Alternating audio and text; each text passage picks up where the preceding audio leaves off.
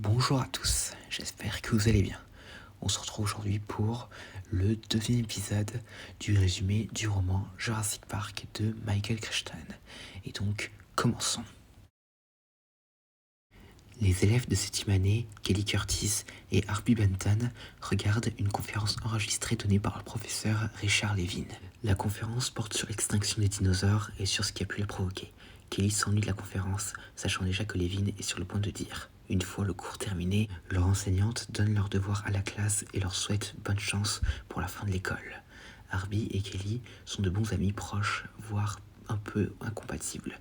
Kelly porte de vieux vêtements et des chaussures de sa sœur et vient d'une famille monoparentale et sa mère travaille toujours, tandis que les parents d'Harvey sont riches et sont toujours bien habillés et ont des poches d'argent. Harvey a également 2 ans de moins qu'il n'a sauté 2 années. Peu de temps après que Levin ait commencé à enseigner en raison de sa décision de justice, il a nommé Kelly et Harvey ses assistants et lui a d'abord dit qu'il porterait simplement du matériel, photocopierait les devoirs et récupérait les devoirs de classe. Au lieu de cela, il les a envoyés faire diverses courses et insisté pour qu'ils invitent un homme barbu en particulier et est interrogé à son sujet. Levin les a simplement écartés et a déclaré que cela avait à voir avec sa contraversion pour excès de vitesse. Alors qu'il quitte l'école, Kelly aperçoit l'homme qui s'appelle Ed James, garé devant l'école. Ian Malcolm rend visite à une de ses anciennes collègues, Elizabeth Gallman, qui travaille au zoo de San Francisco. Après avoir été mordu par Torge, un bébé léopard des neiges, il lui demande de regarder l'échantillon que Levin lui a envoyé. Gallman admet que le spécimen a suscité beaucoup d'intérêt de la part d'autres personnes travaillant au zoo et demande si cela a quelque chose à voir avec les rumeurs sur lesquelles d'étranges cadavres d'animaux seraient apparus au Costa Rica. Malcolm, évasif, l'interroge sur sa curiosité, à laquelle elle répond que l'animal est très certainement inconnu. En regardant les lames de l'échantillon au microscope, Elisabeth déclare qu'en raison de l'épiderme, la créature est une sorte de lézard et qu'en raison de la présence de pores des glandes odoriférantes fémorales, la créature est un mâle. Elle change de diapositive montrant des fibres musculaires lisses, atypiques chez les lézards, et déclare que l'impression donnée par l'échantillon est que l'animal avait le sang chaud, avait des caractéristiques aviaires et un système immunitaire très inhabituel. Elisabeth demande s'il serait possible d'obtenir plus d'échantillons du site B, dont Malcolm n'a jamais entendu parler. Elisabeth souligne que le site B est inscrit sous l'étiquette d'identification qu'ils ont trouvée sur l'échantillon, et que l'étiquette elle-même est petite et fait du même matériau que celui des casques de football, ce qui la rend très solide et durable. L'étiquette elle-même est creuse, avec des circuits remplissant l'intérieur probablement pour que l'animal puisse être suivi électroniquement. L'étiquette est également fortement corrodée. Gellman admet que la balise a bouleversé les gens car il implique que quelque part les gens élèvent quelles que soient ces créatures. Elle demande à Ian s'il sait comment elle a pu arriver, ce qu'il nie. Elisabeth, exaspérée, l'accuse de mentir et lui rend son échantillon. Et Ian promet de lui expliquer les choses bientôt. Alors que Ian s'en va, Elisabeth lui demande comment l'animal est mort. Il répond qu'il y avait des signes sur la carcasse, indiquant que l'animal s'était battu. Elisabeth l'informe qu'il y avait des signes de cellules cutanées provenant d'un autre animal de la carcasse, ce qui est typique des combats entre lézards lorsqu'ils se pressent les uns contre les autres. Cependant, elle a remarqué que les cellules artérielles montrent des signes de stress chronique et demande à Ian, en partant, que si quelqu'un élève ces choses, pourquoi est-il soumis à autant de stress? Une fois dehors, Ian essaie d'appeler Levin, mais n'obtient aucune réponse. Après avoir quitté l'école, Kelly et Harvey rendent visite à Jack Thorne, communément appelé Doc Thorne, et propriétaire de Thorne Mobile Field System. Thorne, professeur d'ingénierie appliquée, a été embauché par Levin pour équiper son expédition au Costa Rica en créant et en fournissant des véhicules et des équipements spécialisés. Alors que Kelly et Harvey traversent l'atelier, ils voient un Ford Explorer modifié avec des panneaux solaires et une source d'énergie électrique, ainsi que 2 énormes remorques reliées via un conducteur accordéon. Ils trouvent Thorne réprimandant l'un des ouvriers pour ne pas s'être mis à la terre avant d'installer correctement un système de dissuasion interne des ursines qui fera circuler de l'électricité à l'extérieur de la remorque, choquant tout animal entrant en contact avec la remorque. Thorne crie après son assistant Eddie Carr, 2 des ouvriers nommés Henry et Jerry, alors qu'ils font des erreurs ou le blessent presque. Thorne ramène les enfants à son bureau et demande aux enfants s'ils savent où se trouve Richard Levin, afin qu'ils puissent examiner l'équipement avant que tout ne soit finalisé. Ils répondent que non et qu'ils espéraient que Thorne savait où il se trouvait. Un Thorne irrité utilise finalement un téléphone satellite sur mesure pour appeler Levin. Ils sont soulagés lorsque Levin décroche, mais sont rapidement inquiets lorsqu'il est évident qu'il ne sait pas comment fonctionne le téléphone et ne peut pas les entendre. Ses mots sont brouillés, mais ils comprennent qu'il est sur une île et que la situation est grave, que quelqu'un est mort et que quelque chose de vicieux l'entoure. Et il peut les sentir, surtout la nuit. La connexion disparaît et Thorne déclare qu'ils doivent trouver Levin immédiatement. Ian Malcolm réprimande un travailleur nommé Tim qui installait une exposition de modèles de vélociraptor sur le campus, accusant l'homme de ne pas transmettre correctement la méchanceté de l'animal. Malcolm s'éloigne et admet peu de temps après que les remarques d'Elizabeth Gellman à propos de l'échantillon et de l'étiquette l'ont dérangé bien plus que prévu. Malcolm retourne à son bureau où sa secrétaire Beverly mentionne qu'elle a laissé un message aux gens du docteur Levin, mais que personne n'a réussi à la joindre. Elle mentionne également que les photographes sont arrivés et ont terminé il y a environ 1 heure. Malcolm, confus, demande ce qu'elle veut dire. Elle répond que des photographes du Chaos Quarterly sont venus prendre des photos du bureau de Ian dans le cadre d'un article sur des mathématiciens célèbres et que Malcolm leur avait donné une autorisation écrite, ce qu'il nie et déclare n'avoir jamais entendu parler de ce magasin. Il fouille son bureau, mais ne trouve rien qui manque ou qui soit dérangé. Ses yeux tombent sur la carte qu'il utilisait pour suivre tous les rapports de carcasses d'animaux au Costa Rica. Réalisant que la carte était la cible, il dit à Beverly que tout va bien et elle rentre chez elle. Malcolm appelle Levin pour lui dire que la carte n'est plus sécurisée et que les preuves sur l'étiquette ont limité les recherches du site B. Au lieu de Levin, Thorne décroche le téléphone et dit à Malcolm de venir chez Levin immédiatement. Ian arrive à l'appartement de Richard Levin et commence à parler avec Jack Thorne, déclarant qu'il savait que Levin ferait quelque chose d'imprudent.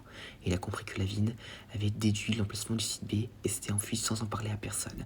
Thorne demande si Malcolm a compris quelles îles il recherche, ce à quoi Ian répond que non, bien qu'il les réduite à une chaîne de 5 îles à environ 10 000 au large de Puerto Cortés.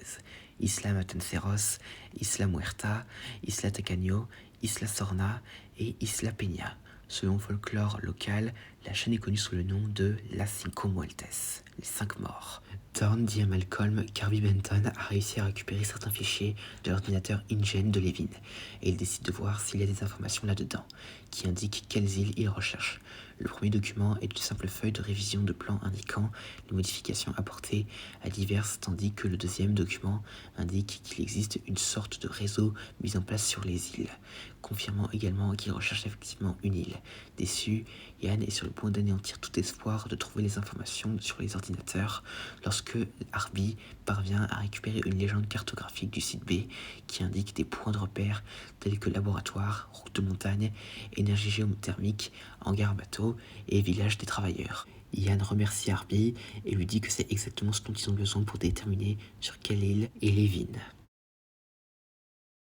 Pendant que Ian et les autres cherchent quelle île ils recherchent, Ed James est assis devant l'appartement de Levin dans sa voiture et les écoute via des haut-parleurs qu'il avait placés dans l'appartement. Malcolm mentionne les images Landstar et plusieurs points de données qui conduisent à une seule île, et Kelly Curtis identifie vocalement l'île comme Isla Sorna, ce que James prend note, ainsi que des photos Landstar, et Malcolm déclare qu'il s'agit de leur île pour les 3 principales raisons. C'est une île privée et que donc personne n'a été fouillé par le gouvernement du Costa Rica. Elle appartenait à des Allemands qui exploitent une mine sur l'île dans les années 1920, d'où l'avis de Levin, livre de géologie allemand, en plus d'être la seule île à avoir une activité volcanique. Il affirme que si la méthode est libre lors de l'activité volcanique, cela pourrait être aussi le signe de la présence de grands herbivores. Thorne rassemble les enfants, déclarant qu'ils sont appris tout ce dont ils avaient besoin. Quelques instants plus tard, Thorne, Malcolm et les enfants s'éloignent de l'appartement. James envisage brièvement de les suivre avant de décrocher son téléphone pour appeler Lewis Dodson. Alors qu'elle étudie le comportement en meute des hyènes en Afrique, Sarah Harding reçoit un appel du Dr Thorne. Thorne, inquiet, lui demande si Levin lui a déjà dit ce qu'il étudiait. Elle déclare que ce n'est pas le cas, et Thorne répond que Levin a disparu et qu'il est en difficulté. Il lui continue en lui disant que eux, c'est-à-dire Thorne et Malcolm, ont réussi à le localiser sur une île au large du Costa Rica, et partent immédiatement à sa recherche. Thorne demande si elle veut venir, et Sarah répond que cela prendrait près d'une journée pour y arriver. Thorne lui donne des informations sur l'endroit où ils vont et lui dit que c'est son propre choix, si elle veut y aller avant de raccrocher. Après avoir observé les hyènes pendant quelques instants supplémentaires, sachant que sa vie et son travail se déroulent en Afrique, elle dit à son assistante McKenna de la ramener en ville, car elle doit faire ses valises pour prendre un vol. Dans un laboratoire d'expérimentation animale du siège de Biosyn Corporation, Lewis Dodson a une réunion secrète avec son patron, Jeff Rossiter. À la surprise de Rossiter, Dodson dit à son patron qu'il a peut-être trouvé un moyen d'acquérir la technologie de clonage d'InGen. Rossiter rappelle à Dodson ses nombreuses tentatives infructueuses d'obtenir la technologie InGen. Soudoyer Dennis Nedry pour qu'il vole des embryons de dinosaures pour eux, soudoyer un courtier en mariage pour obtenir l'accès et même proposer d'acheter purement et simplement InGen, rien n'a fonctionné, comme celui d'InGen. Les investisseurs ne vendraient pas.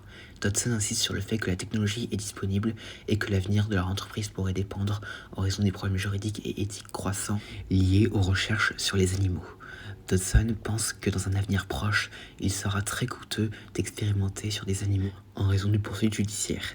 S'ils avaient leurs propres animaux brevetés sur lesquels expérimenter, cela contournerait tout le problème. Les animaux disparus comme les dinosaures n'ont aucun droit. La seule raison pour laquelle ils existent, c'est parce que l'homme les a recréés. Ils seraient la propriété de Biosyn. Il pourrait en faire ce qu'il souhaite. Rossiter regarde Dodson pendant un moment et lui demande si les animaux existent encore dans le monde. Ce à quoi Dodson répond que oui. Rossiter lui donne le feu vert, mais dit à Dodson que c'est la dernière fois qu'il entendra quoi que ce soit sur InGen ou les dinosaures. S'il échoue cette fois, la course-poursuite est terminée. Et c'est la fin de cette deuxième partie du roman, Le Monde Perdu. Alors, comme on peut le voir ici, c'est un peu la scène où Ian se prépare et tout avec Nick Van Owen et Eddie Carr dans le film, mais bien plus étendu. Et aussi là, Nick Van Owen dans le roman n'existe pas, et à la place, c'est Jack Thorne, qui est donc un personnage comme Richard Levin, qui sera oublié dans le film. Et d'ailleurs, c'est quelque chose que j'ai oublié de mentionner la dernière fois, mais Levin est la personne qui est coincée sur l'île et que les héros décident d'aller sauver, et à peu près ce qui va se passer dans le film avec Sarah Harding. Et concernant les jeunes, donc Kelly et Harby, eh bien déjà le personnage de Harby, eh bien lui aussi, il ne sera pas gardé dans le film, mais en revanche, ils s'en sont inspirés pour le personnage de Franklin Webb dans la trilogie Jurassic World. Et bien sûr, quant à Dodson, eh bien là, il est remplacé dans le film par Peter Ludlow, et bien sûr, les intentions de Biosyn ne sont pas celles, évidemment, de Peter Ludlow avec InGen. Ce qui crée une immense différence avec le film, étant donné que, bien sûr, Biosyn n'a pas l'intention de construire un parc comme InGen. Et bien sûr, cela sera un très gros changement pour l'intrigue. Et même si après, si le film Le Monde Perdu est comme ça, notamment avec la scène finale avec le T-Rex à San Diego, c'est en quelque sorte pour rendre hommage au film Le Monde Perdu de 1925. Et donc du coup, cette partie-là, c'est en vrai, ce chapitre-là, c'est plus la préparation des personnages pour leur aventure dans ce monde perdu qu'est Isla Sorna. Et donc du coup, voilà, c'est à peu près tout ce que j'avais à dire concernant cette partie-là. On se retrouve prochainement pour la troisième partie qui sera donc le débarquement sur l'île. Et donc voilà, j'espère que cette vidéo vous aura plu, n'hésitez pas à me dire ça dans les commentaires et à la prochaine.